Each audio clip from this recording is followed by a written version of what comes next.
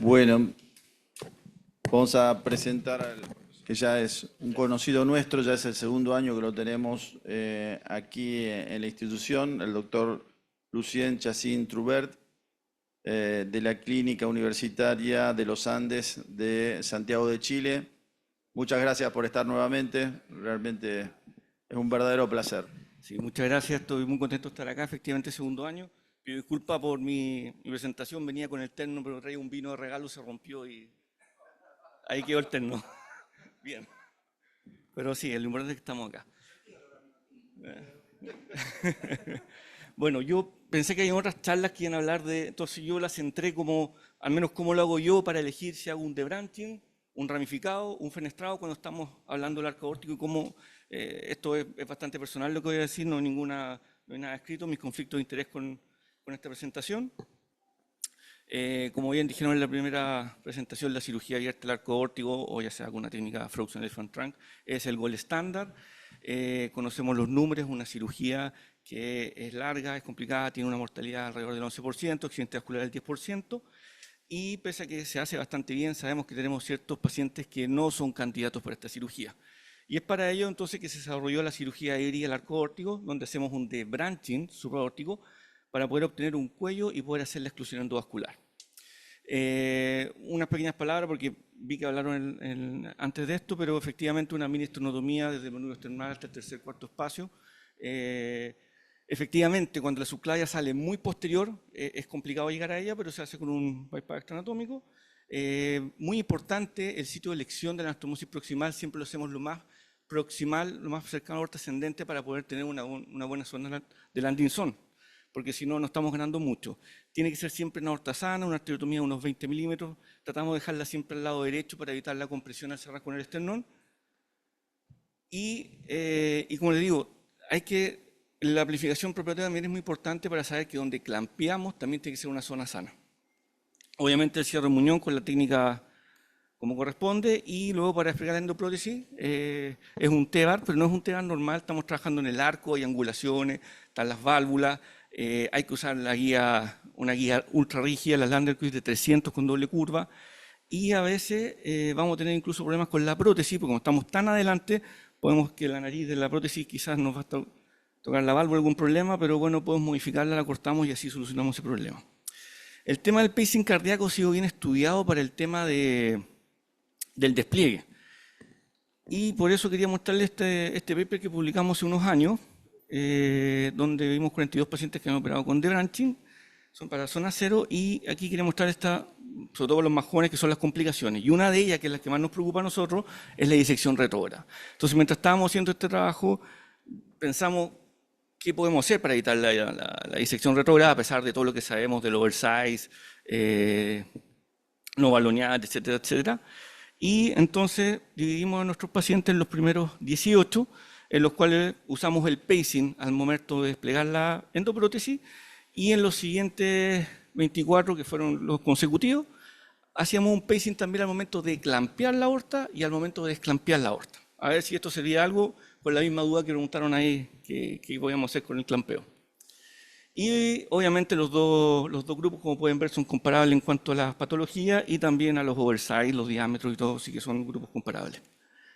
Y lo que encontramos es que efectivamente entre los dos grupos tuvimos una diferencia significativa en la disección retrógrada. Obviamente no es un trabajo oficial, son pocos pacientes, pero sí muestra una tendencia, y desde entonces nosotros usamos pacing también para el clampeo. Bueno, a pesar de todas estas ventajas de la cirugía híbrida, que ahorramos la hipotermia, la cirugía extracorpórea y todo, los resultados igual son bastante similares a la cirugía abierta, obviamente porque son pacientes de alto riesgo. Y es por ello que la reparación endovascular del arco aórtico se ve bastante atractiva. Y esta última década hay mucha investigación alrededor, hay muchos papers. Y el problema es que eso también ha traído que hay muchos dispositivos, no hay ningún consenso en nada, meten en los papers zona 0, 1, 2, 3, distintas patologías, y había todo un enredo. Y finalmente, afortunadamente, Stefano Olón el año pasado publicó este paper, que es una revisión sistemática, donde revisó todos los estudios publicados entre el 2000 y el 2022 con reparación endovascular del arco aórtico. Ahí están todos ellos, y ahí nos considero al menos, pero esa es la primera serie, faltó la segunda. Y lo que se encontró que son 2.135 pacientes tratados desde el año 2000 al 2022 del arco aórtico en forma endovascular. Y lo importante de este paper es que al menos ya clasificó o dio ciertos nombres para definir algunos conceptos. Habló de los dispositivos ya custom made a medida, y ellos son los con rama, los VTR, y los fenestrados VTR, que más que fenestrados en realidad son los que tenían scallop, como el de Terumo, como el de Cook. Y por otro lado, los no customizados, que son los PGTR, que son los Parallel Graph, los FTR, que son los modificados por cirujano, y los in situ FTR, como el que acabamos de ver en la última presentación. Esos son los números de pacientes que hay, y siempre nos dicen que son las ramas, todos los papers, pero cuando vemos el mundo real, que es esto, nos damos cuenta que en realidad solo el 28% de los pacientes tratados en el mundo han recibido las prótesis con ramas o que son las que se publican, y en el mundo real el 72% de los pacientes están tratados con modificaciones por el cirujano o esta alternativa. Y además, cuando vamos a ver cuántos de estos pacientes han sido realmente tratados en la zona cero, vemos que solo el 27%. Por lo tanto, una conclusión no está ahí, pero claramente son 27 pacientes por año en el mundo, es poco. Es una cirugía que no es muy frecuente, y por eso también quizás no ha costado tener buenos resultados, porque cuesta tener práctica en ella. En esta misma revisión sistemática revisó para comparar todos los resultados. Y lo primero, ahí ven los fenestrados TEAR, los branch TEAR, los parallel graph y los modificados por cirujano. Y lo primero que llama la atención es que el éxito técnico es bastante bueno, sobre todo para las dos primeras. Estamos hablando que quizás con estos resultados podemos decir que ya estamos entrando en una época de maduración del tratamiento endovascular del arco. Y lo que llama la atención es que la mortalidad a 30 días es baja. Es muy baja, si lo comparamos con las otras técnicas con cirugía abierta o híbrida, y la mortalidad durante el seguimiento es bastante aceptable. Entonces, también ya podemos empezar a decir, obviamente son 2.500 pacientes, es poco, pero ya podemos empezar a decir que pareciera ser una técnica que igual es eficaz y pareciera ser segura. Al menos eso muestra la tendencia. Obviamente, como en todos los procedimientos del arco, los accidentes cerebrovasculares son el talón de Aquiles. Y obviamente, como bien dijo el doctor, son multifactoriales.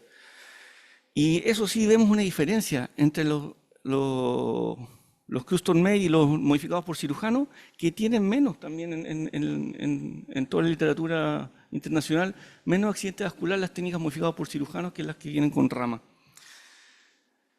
Y por último, la reintervención. Esto también me llamó la atención porque siempre se ha criticado la cirugía endovascular, que tiene mucha reintervención y todo, pero claro, aquí, tanto la cirugía abierta como la endovascular están teniendo sobrevida sobre el 90% sin reintervenciones.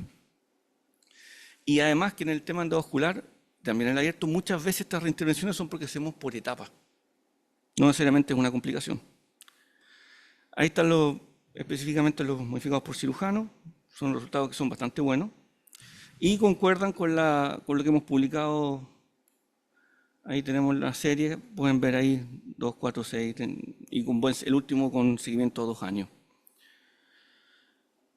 Entonces, la pregunta es, ¿qué es lo que dicen las guías? ¿Qué es lo que recomiendan los comités de expertos? Bueno, las guías dicen que en caso de un paciente que no esté físicamente apto para la cirugía y que tenga una anatomía favorable, hoy en día se puede tratar con estas de rama, que son las que todos conocen. Aquí les voy a mostrar un caso con unas de Nexus. Este es un paciente, ahí pueden ver, aquí la lesión del arco, y se utilizó esta prótesis Nexus en la primera versión, que es con una rama, un sistema modular, son 2 partes, tiene una parte para el arco y una rama para el TDC, y la segunda que es para el aorta ascendente, y las dos se juntan. Y obviamente hay que hacer un bypass carótido subclavio si es que quiere hacer en zona cero. Ahí ven el resultado. Y ahí está el escáner, a 6 meses ven la exclusión del aneurisma y están los troncos permeables. Otro caso, déjenme ver qué es lo que esto es. Ya. Este era un paciente que ya había sido operado, tenía justamente ya un debranching ensonado y estaba con una endofuga. Ahí lo pueden ver. Entonces hizo también el tratamiento y ahí pueden ver exactamente, y como les digo, no es una reparación totalmente endovascular porque hay que hacer un bypass carótido subclavio. Y otro caso con un aneurisma, si no me equivoco, así es, ahí está, pueden verlo. Y ahí está el control también a 6 meses, el aneurisma está excluido. Y el tronco supraórtico es permeable. Entonces, ¿pero qué pasa con estas prótesis? Estas prótesis tienen harto stroke, que es lo que van a ver en todos los péptidos. ¿Por qué? Porque se tiene que manipular mucho las arterias carótidas, hay que pasar la guía, subir los elementos, y mientras más tronco supraórtico estemos tocando, más posibilidad de stroke vamos a tener. Por otro lado, son prótesis de costos bien elevados. Estamos hablando de una prótesis Nexus en Chile, debe estar alrededor de los $50.000, solo la prótesis. Y a excepción de la que es off the shelf, las otras dos tienen también el tiempo de manufactura, que puede ser entre 4 o 6 semanas, por lo tanto todos los sintomáticos o que sean de urgencia quedan excluidos, digamos. Y obviamente que todos los papers que ustedes leen son hechos por los cirujanos endovasculares, 4 cruces le puse ahí, que son los de referencia a nivel mundial. Probablemente los resultados también en la vida real no van a ser como los que están publicados. Y otra cosa que tampoco se menciona mucho en los papers que mencionaron acá. Una cosa es el tipo de arco y evidentemente a mayor profundidad que tengamos los vasos, mayor dificultad va a ser para estas técnicas de las ramas. Un tipo 3 va a ser muy, muy difícil. Y no solo es el tipo, también es la forma. Un arco gótico como eso realmente va a ser imposible y no es menor, ahí marqué una vertebral que nace del arco que ahí preguntaron en la presentación. En general, cuando la vertebral nace directo del arco es porque es dominante. O termina en pica o algo. Nunca hay que taparla. Créanme que va a ser un infarto, pero seguro, y los infartos de trígono posterior son peores incluso que los de trígono anterior. Entonces, si van a hacer un tratamiento del arco y tienen una vertebral, si no son capaces de mantenerla permeable, hay que hacer una transposición o algún tipo de respiración. No, para mí eso es una condición, no se puede tapar la vertebral cuando nace el arco. Y eso excluiría, por ejemplo, estos tratamientos con estas ramas que estaba hablando. Otra cosa son que necesitan ciertas angulaciones especiales. El ángulo alfa, que al menos para la de Nexus tiene que ser de menos de 125 grados. El ángulo con el que sale el TBC. También necesitan una zona de landing zone, que muchas veces son cortas. Necesitan alrededor de 30, hay otras que necesitan 40 milímetros de zona sana. Y algo que vemos con frecuencia es que muchas veces los pacientes que tratamos hoy en día del arco ya han sido tratados por un debranching. Entonces pasa que los stents pueden estar sobrepasándose hacia adelante y claro, si van a poner una rama ahí, probablemente la rama en el tiempo va a estar erosionando y va a provocar alguna lesión ahí. No sería una buena idea poner una rama por un paciente que tenga eso. Otra opción, pacientes que también tienen disecciones, en general tienden a ser estrechas y estas prótesis necesitan espacio. Por lo tanto, también cuesta hacer en pacientes como este que lo estoy mostrando. Y también cuando vean las publicaciones, fíjense bien la patología por la que pusieron la prótesis. Van a decir siempre que son prótesis que son mejores para disección o que son hechas por la conformabilidad, y la realidad es que cuando son disecciones hacen menos accidente vascular. Porque en general los aneurismas son cuando está en la aorta más chagui, tienen trombo y eso emboliza mucho más. Entonces, por eso estas prótesis tratan de no usarlas incluso en aneurisma. Fíjense cuando vean ahí las indicaciones de por qué se puso. Y obviamente un paciente que tenga una válvula mecánica para poner estas prótesis con rama que no son tan conformables, hay que pasar bien adelante y ver que cruzar la válvula, lo cual nos va a traer problemas con el paciente. Y este es un paper que se publicó hace poco, 2 años, con 300 pacientes que vieron todos los pacientes que operaron de cirugía abierta y endovascular y vieron cuántos de ellos podía haberse instalado con las IFU de estas prótesis y solo el 41%, y el año pasado salió este otro, que son 500 pacientes y también 38,6% de los pacientes cumplía el criterio para una IFU con alguna de estas prótesis del arco con rama. Por lo tanto, además, vemos, por eso le mostré estas imágenes antes, que hay bastantes limitaciones. No llegáis a operar por utilizarla en cualquiera. Y buscando una solución a estos problemas, entonces, que tratamos de imitar un poco la cirugía abierta con la técnica de isla, esto lo expliqué el año pasado, haciendo las fenestraciones, una proximal grande para el tronco brachiocefálico y la carótida izquierda y una circular distal para la subclavia izquierda. Y aquí les voy a mostrar algunos casos para que vean, más que nada de poner casos que no se hubieran podido hacer con las otras prótesis, para que vieran. Este es un caso estándar, un aneurisma del arco, paciente sintomático. Hacemos mañana discusión de casos y yo puedo mostrar una cómo se prepara todo. Hoy día voy a hablar nomás, voy a mostrar casos rápidos para que mañana podemos practicar eso. Y ahí vemos cómo explicamos la prótesis en el arco en zona 0 y están todas las ramas supraórticas permeables, el aneurisma está excluido. Y este procedimiento, si no me equivoco, lo hicimos totalmente percutáneo con anestesia local. Y ahí ven en el escáner de 6 meses está excluido el aneurisma, no hay endofuga. Un caso número 2, también una paciente, también oxígeno dependiente, tenía un aneurisma del arco aórtico, ninguna posibilidad de cirugía abierta y le hicimos también el tratamiento, exactamente igual que el paciente anterior, buen resultado, y ahí está el control a los 6 meses. Ahí ven las ramas supraórticas, están todas permeables, y el aneurisma correctamente excluido. Este caso, este paciente ya tenía un recambio de aorta ascendente, tenía también un debranching con un bypass carótido subclavio, lo están viendo ahí, y llegó sangrando y tenía una endofuga que es la que se ve ahí. Ahí ven el hematoma. Más que nada quise mostrar este caso para que vean en la reconstrucción 3D cómo está la aorta ascendente. Muchas veces cuando los cirujanos cardíacos las prótesis tienden a dilatarse y cuando quedan muy largas pasan estos quinqueos que una de las otras prótesis, como le digo, que necesitan mayor soporte, no van a poder utilizarla ahí. Pero como usamos la bala en captiva, que es bastante conformable, ahí ven como navegó sin ningún problema y estamos desplegando la prótesis. Y ahí está el resultado. Y van a ver que ya está tratado en zona 0 y ya no está la endofuga. Y de hecho se reabsorbió esto fue a los 3 meses, sí. Bien, caso 4. A ver qué es lo que es esto. Claro, una disección. Este era un paciente Marfan. Este caso lo mostré solamente para mostrar que también no podemos seguir después reparando la aorta, el tratar acá no nos va a limitar y siempre lo hacemos por etapas. Era para mostrar nada más que no limita los tratamientos posteriores. Caso 5, este es un paciente, como lo que habían comentado ahí, un paciente que tenía una vertebral ahí que nace del arco y obviamente hacemos la fenestra y también una para la vertebral y ahí pueden ver cómo está permeable. Y tratamos en zona 0 todo cubierto. Y el aneurisma, que era lo que tenía, ya no fue tratado. Caso 6, a ver qué es lo que es esto. Perfecto, este es otro aneurisma. De hecho, este lo operé hace poco. Claro. Ahí pueden ver cómo se ve el aneurisma.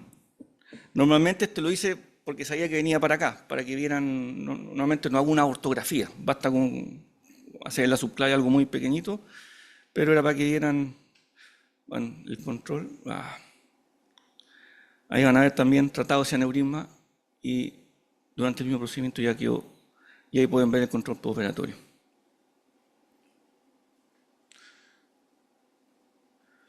Otro caso, a ver qué es lo que es este. Perfecto. Esta es una disección. Sí, esta es una disección que era en otro hospital. Entonces el doctor le hacía un debranching, porque no sé si fijaron, pero la subclavia está comprometida. Está en el lumen falso y era muy difícil. Entonces el doctor le hizo un bypass y le iba a hacer un debranching, exactamente, le hizo un debranching. Y la idea es que después se arrepintió y dijo si podíamos llegar más adelante, lo que me pareció una perfecta idea porque era muy angulado ahí, probablemente era muy poco landing zone. Así que ahí van a poder ver, ahí estamos. También le hice, como sabía que venía para acá, le hice esa ortografía para que la vieran. Y ahí quedó tratado. Y si se fijan también, las otras ramas, no dije mucho, pero tienen más limitaciones. Por ejemplo, la distancia que tienen que tener de la bifurcación del tronco cefálico tiene que ser por lo menos 25, hay algunas que necesitan 35. En estos casos, varias días son cortas como esta, tampoco se hubiese podido. Caso 8. Puse un par de casos porque me dijeron que esa era la idea. Ok, este es un paciente que también tiene un aneurisma del arco aórtico y este lo quise mostrar porque en general cuando los tratamos yo no le pido inmediatamente un escáner, a menos que tenga alguna duda clínica o el paciente tenga, porque es igual que cuando hacemos los EVA, tienen un poco de endofuga. Y acá lo hicieron al segundo día y ahí se ve la endofuga, pasa un poco rápido. Pero ya este es el control ahora al año y van a ver que en general cuando hacemos el control al mes ya están totalmente excluidos. Ahí pueden ver, puse las 3 imágenes para que puedan comparar. El segundo escáner, como digo, fue al día siguiente que lo hicieron ahí el doctor de la UCI, se motivó, pero no era necesario. Y eso pasa cuando lo tomamos antes. Siempre tiene un poco de endofuga, ya el escáner del mes no se ven. Caso 9, vamos que creo que este era, sí, es otro paciente, también tiene una vertebral, si se fijan, era un aneurisma y tiene una vertebral que nace en el arco. Y ahí también le hicimos una fenestración y sigue permeable, tratamos zona 0. Ahora, tratando de responder por qué utilizo la Valiant Captiva. En general, todas las prótesis se pueden modificar, algunas tienen ciertas características, los sistemas de despliegue que uno le acomoda más. A mí me gusta mucho el sistema de la Valiant. Cuando vamos mañana van a ver que se despliega muy seguro, no salta, da mucha confianza. Hay otras que son, por ejemplo, la de Gore, para reempainar distintas, hay que usar introductores. La de Cook hay que cortarla, tiene unas barbas en la punta que hay que cortarla, si no, no se puede reempainar. La de Terumo también es muy parecida a la de Medtronic, pero tiene una barra arriba que a veces molesta para las fenestraciones, hay que estar buscando una posición. Entonces ya por eso a mí me gusta, pero la decisión fue que hace varios años, esto fue cuando eran más antiguas las prótesis, hicimos este sistema que tenía una bombita, un sistema cerrado, era con agua, 70%, 30% de glicerina, me acuerdo, para tener la viscosidad de la sangre, y hacíamos funcionar, y usábamos aortas cadavéricas, y tratamos de investigar y cambiábamos los ángulos para ver cómo se posicionaban las prótesis cambiando los ángulos. Hacíamos pruebas estáticas y pruebas dinámicas. Y poníamos, ven ahí la cámara de laparoscopía para estar mirando qué pasaba, y lo que queríamos ver era cuándo se producía eso, que el labio se despegaba, porque cuando uno lo mira normal está posicionado completamente alrededor de la aorta, y queríamos ver cuándo se producía eso, con qué ángulo. Y en ese momento la que ven arriba era la de Cook. Esa cuando hacíamos 110 grados, esa era la imagen, se despegaba. La abajo es la de Word, esa era 120 grados. La de Terumo también 120 grados, y la de allá es la Valiant Captiva, y mantenía la posición hasta 140.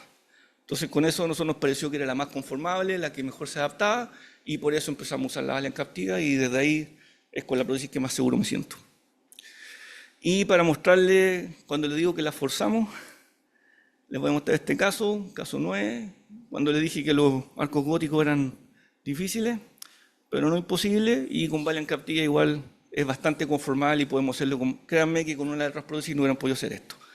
Este paciente también ya tenía un debranching y tenía una prótesis que estaba ahí, así que más costó, pero se puede. La prótesis es muy confiable y ven, se despliega con precisión.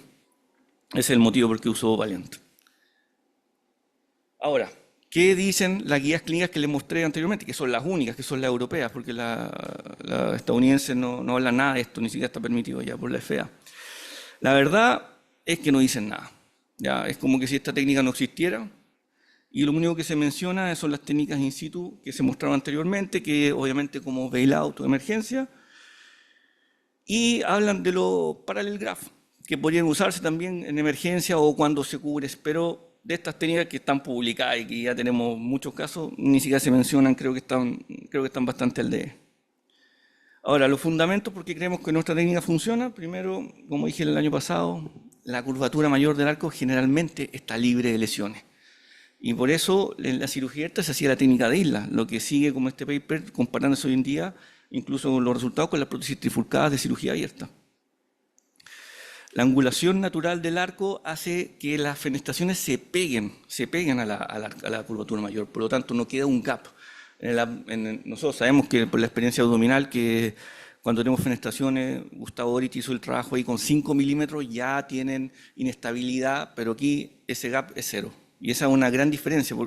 Y por eso se sigue hablando tanto de las ramas y se piensa que las fenestraciones aquí andan mal, pero hay que entender que es esta otra fisiología, es otro tipo de aposicionamiento. No son igual el aposicionamiento acá que en el abdomen. Estamos extrapolando mucho el abdomen. Tenemos efectivamente menos accidente vascular, y creemos que es simplemente porque no manipulamos las carótidas en ningún minuto, no ponemos ni una guía, nada. Es todo muy, muy sencillo, muy suave. Y no solo no se manipulan, tampoco ponemos ramas en las carótidas. Y eso no es menor porque está ese trabajo que se publicó también en el 2023, que muestra que al año, al menos, un 39% de las ramas tienen trombo. No estoy diciendo que estén tapadas, pero tienen trombo y pueden embolizar alguna cosa pequeña. Y eso concuerda bastante con este trabajo que es antiguo, el 2017, con una prótesis con rama que es de los japoneses, el Inui, que ellos publicaron. Claro, son resultados más malos, es más antiguo esto, pero claramente vemos que cuando hay una rama, es 7,8% posibilidad de accidente vascular, o sea, la tasa de accidente vascular, perdón, con 2 ramas 33 y con 3 42. O sea, claramente ir poniendo ramas va complicando el asunto. Y este paper quería mostrarlo, salió el año pasado de un grupo holandés que mostró su experiencia con las ramas, 39 pacientes tratados, mortalidad precoz 8%, stroke precoz muy bueno, que es lo que publican casi todos, pero él tuvo seguimiento de 20 meses. Todos los otros se van a fijar que son de un año, ¿eh? Y 20% tenían al menos un trombo en alguna de las ramas, tuvieron una mortalidad tardía del 23% y un stroke tardío del 23%. Así que ya con este paper van a empezar a preocuparse un poquito más de las ramas. El otro fundamento es que creemos que esto lo publicamos en el 2020, que haciendo estas fenestraciones son casi universales y el 95% de los pacientes, como está la distribución de los troncos suportivos, caben dentro de las dos fenestraciones, por lo que la empresa podría hacer una prótesis que venga lista, se evitan todo el tema de estar manipulando, preparando, que pueden contaminar, hacer algún problema en la prótesis, que venga lista y se instala. Limitaciones obviamente de la técnica. Número 1, cuando tenemos un cuello que esté con enfermedad de los troncos supraórticos. En general debemos llegar a unos 370 pacientes más o menos operados hasta ahora y eso nos ha pasado solo en 5. Así que, como les decía, no es frecuente que esté comprometido la curvatura mayor. Y si está comprometida, también podemos hacer ramas, pero eso lo dejamos para el próximo año. Ok, otra condición muy importante es que la aorta ascendente tiene que estar sana. Si mide más de 40 milímetros, tiene alguna lesión, esta técnica no se puede hacer y creo que ninguna de las técnicas endovasculares. Ahí tenemos que hablar con nuestros amigos de cardiocirugía que reparen la aorta ascendente, continúan ellos o podemos trabajar con ellos, pero eso tienen que arreglarlo ellos. Ahí no podemos. Y por supuesto una aorta Chai, como la que les estoy mostrando ahí, que no solo tampoco una limitación para esta técnica, creo que para todas. O sea, un paciente que tenga una aorta así, ninguna posibilidad de hacer un tratamiento endovascular. Entonces, ¿cómo elegir? Bueno, tenemos cirugía abierta de branching o endovascular. Primero que nada, yo creo que si tenemos un paciente que tiene un bypass coronario con una lima permeable y pensamos que tiene riesgo de lesión con la reesternotomía, yo me inclinaría más por cirugía, digamos, abierta. Un paciente que tiene, por ejemplo, una aorta ascendente, también dije de 40 milímetros, una aorta Chai, paciente que tenga un reemplazo aórtico muy corto o que va a tener, en esos casos yo me inclinaría sí o sí por un tratamiento más estándar, convencional, abierto. Y también un paciente que necesita un concomitante, un reemplazo de válvula aórtica. Obviamente también me voy a inclinar más por abierto. Ya en el caso de pacientes, el de la lima que dije, eso me inclino por endovascular. Así como que tenga compromiso pulmonar, hepático o sistémico, de todas maneras voy a ir endovascular. Y cuando llevamos endovascular, ¿qué hacemos? ¿Con rama o con fenestraciones? Creo que todas las técnicas son complementarias. Obviamente están en evolución. A mí me gustan mucho las fenestraciones porque el concepto me gusta, pero evidentemente hay casos en que las ramas van a ser mejor, que es cuando tiene las lesiones arriba. Pero igual va a quedar eso, como le digo, no hay ninguna guía, no hay nada, pero lo que le estoy diciendo es como lo hago yo. Así que muchas gracias.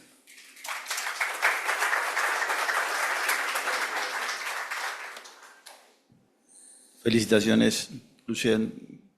Gran trabajo, gran presentación. ¿Preguntas, comentarios? Sí. Hola, ¿cómo te va? No te había visto. ¿Cómo estás? Bien, bien. Veo que el vino no te lo tomaste. No, una pregunta técnica. Para cuando haces la fenestración, la modificación, Sí. para la bala en captivo, ¿usas algún tipo de constricción, de sistema de constricción para la orientación? No, la orientación yo pongo un marcador que lo pongo alrededor de la subclavia. Número 1, el marcador me sirve como refuerzo para el stent, para que no raje. Y es el marcador que yo uso. Y esto es lo mismo que en el tema abdominal. Cuando uso uno de los marcadores, por ejemplo, me fijo en la renal derecha, solo miro uno y el resto es automático. Y lo importante es la angulación que yo calculé antes para saber que lo estoy viendo arriba. Y también cuando reenvaino la prótesis, obviamente dejo las dos patitas horizontales. Entonces tengo que verlo recto. Si lo veo así es porque no estoy correcto y tengo que... ¿Haces alguna marca, algo? No le hago ninguna Nada, cosa. solamente el orificio. Solamente el orificio. Constricciones tampoco. ¿Y si se abre y no se adapta bien? ¿No? Si tengo alguna duda de que no se está abriendo bien, simplemente no voy a insistir más y voy a ir para atrás. Eso pasó en los primeros casos cuando no teníamos... Pero no pasó nada. O sea, nos fuimos atrás, pero no intentamos girarla nada porque es muy difícil. Estamos trabajando desde abajo, tiene la curvatura acá, muchas veces también tienen curvatura hacia adelante, entonces es prácticamente imposible. Sería ideal tener, por ejemplo, para las tabias hay unos dry seal de 60, pero aquí no lo podemos usar porque los chaps son más cortos de las prótesis. Entonces usamos un dry seal de 30, de 33. ¿Y marcar la subclavia con alguna...? No, lo que hago es que entramos acá, pongo un vertebral y la única angiografía que hago, tengo el sistema, digamos, en la angulación que yo calculé en el preoperatorio y tiro un poco de contraste manual No con dejas una... catéter, Nada, tiro ahí, se marca para... y ahí no es necesario tener fusión, nada, se marca ahí y esa es mi referencia y nada más, es muy simple y todo el resto automático. El tema de usar constricciones, aquí no es necesario porque no vamos a ir a canular, nada, está todo y usamos una guía precanulada además. Incluso cuando hago modificaciones en el abdomen, tampoco, aunque sean fenestraciones, tampoco uso... Al principio quizás porque no tenía un poco más de... Está bien el que las quiere usar, ¿eh? No pasa nada, pero como les digo, la Valen Captiva, les puedo mostrar casos de abdominales también si quieren, se explica muy precisa, no se mueve nada, queda ahí y después hay que canular. Uso la prótesis que sea la más pequeña posible para tamaño casi 1:1 o un mínimo oversize. O sea que el orificio de la subclavia lo precanulás en el armado. Sí, sí. Con una cuerda 14. Una 0.35. Ah, 0.35. Una 0.35, ¿por qué? Porque la guía precanular yo la paso por vía femoral y la capturo por arriba con un lazo. Entonces esa guía como está precanulada en mi chaff, en mi Valen Captiva, yo no puedo poner un catete, no puedo dirigir nada. Entonces necesito una guía que igual tenga soporte para poder navegar, porque muchas veces hay aneurisma, si voy con una 0.14 se dobla, no sube nada, la primera ilíaca no va a pasar y de hecho uso una Terumo Stiff, exactamente, pero uso Stiff Glide. Y respecto a la pregunta de la constricción, para los que quieren hacer abdominal, esa es otra ventaja de las Valen Captiva, que si ustedes se fijan, a diferencia de las otras prótesis, tiene los stents que están suturados. Por lo tanto, porque la técnica de Oerich, que es para hacer la constricción, hay que pasar un punto por un stent, por el medio se pasa una guía 0.14 y anúan a la guía y el otro nudo lo anúan al nudo. Y así pero hay que pasarle un punto a la prótesis. Y eso puede tener endofugas o lesiones tipo 3. Incluso la guía se pasa con una aguja subiendo y bajando. Con la Valen Captiva, como tiene la sutura, cuando yo ponía la guía, pasa por debajo del metal del stent y no se toca la fábrica. Técnica de Miquel Piazza. No lo sé, pero que hace la Valen Captiva, modificación de la torácica para abdomen, ¿no? Sí. Con esa técnica. A ver si mañana puedo mostrar, igual hago hartas abdominales, pero no uso casi nunca la constricción. La verdad la pongo muy queda precisa. Te hago una pregunta.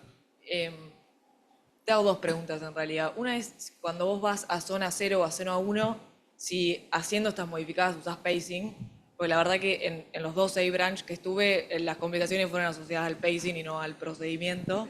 Sí. Si le ves alguna alternativa o si necesitas usarlo para esto. No, esa es de hecho, yo te aseguro que si pones una en zona 3, va a ser más difícil que poner esta. Porque esta prótesis, como tiene la fenestración, tú al empezar a abrirla, está pasando el flujo. Claro. Nunca hace el efecto paracaídas, nunca la escupe, nada. Por eso digo, es muy estable. O sea, que la haces bajando presión. Le pido, sin necesito pacing. una PAM de 80, PAM de 90 y despliego. No uso pacing, ninguna cosa, en ningún paciente jamás. Y ninguna jamás ha saltado.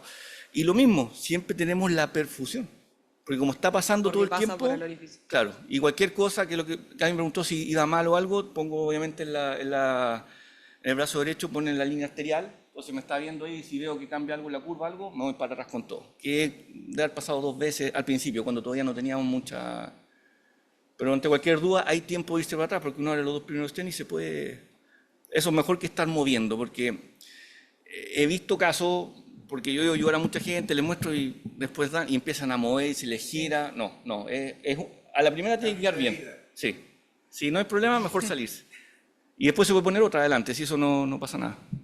Gracias. Y la otra pregunta que quería hacerte es, para modificarla, digo por la precanulación de la cuerda, ¿liberás entera la prótesis? Sí. Y, o sea, la Captivia no tiene mecanismo de fijación a la vaina. No, porque él tiene stent, tiene free flow. Claro, lo dejás Y atrás que es fijado libre. desde el free flow, la liberás entera Sí, y la idea es nunca que no se suelte el free flow. Yo lo tomo con Bien. los dedos ahí para que no se suelte. Si se suelta, igual se puede volver pero toma Sí, mucho tiempo. pero es bastante complicado. complejo, sí. Se puede, pero es complicado. Pero lo mejor es abrirla y uno la toma con la mano. La técnica es como, yo lo tomo y como que lo arranco. Le hago Bien, fuerte para en que no se dirección y así no se telescope, sale nunca. Y ahí liberás pongo el el tiro un torniquete y la dejo tomado con una Kelly y ningún problema. Perfecto, gracias. Pero la de salmontera.